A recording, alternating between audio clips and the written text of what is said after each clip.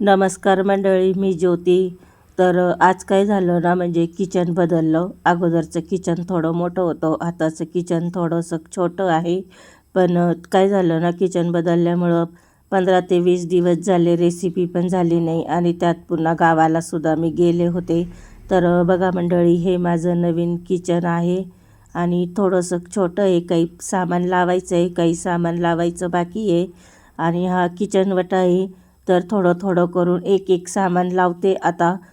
पहिल्यांदाच किचनमध्ये आले, म्हटलं नवीन किचनसाठी नवीनच काहीतरी खरेदी करू. अगोदरची शेगडी होती, पण त्याच्यानंतर काय केलं ना, नवीन शेगडी आणली. म्हणलं नवीन किचनसाठी नवीन शेगडी आणू. त्यावर एक लायटर पण आलेलं आहे आणि एक प्लेट पण आलेली आहे वांगे पापड भाजण्यासाठी.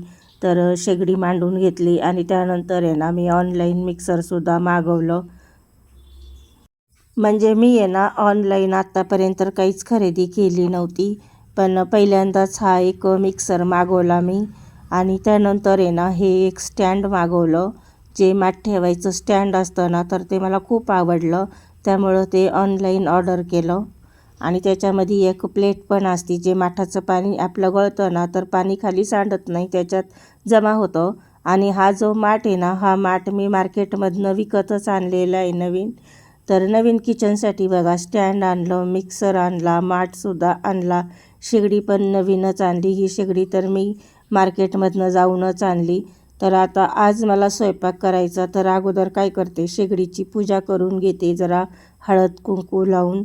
आणि त्यानंतर आता काय रेसिपी बनवू म्हटलं, नवीन किचनमध्ये आपण पहिल्यांदाच रेसिपी बनवतो, म्हटलं आता साधा फक्त आंब्याचा रस आणि पुरी कुरडई पापड करू म्हटलं.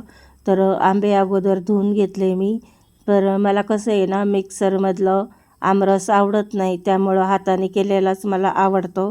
त्यासाठी आहे ना, आंबे आहे ना, असे नरम करून घ्यायचे. नरम करून त्यानंतर असे पिळून घेतले. आणि आंबा जास्त गोड आहे, त्यामुळं साखर पण कमी लागली.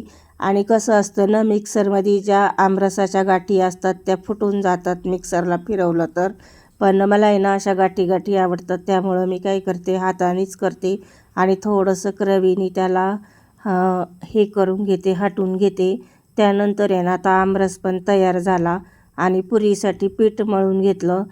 पुरीसाठी घट्ट पीठ मळायचं असतं. आणि त्यानंतर थोड्याशा पुऱ्या पण लाटून घेतल्या. पुऱ्यासुद्धा आपल्या तळून झाल्यात.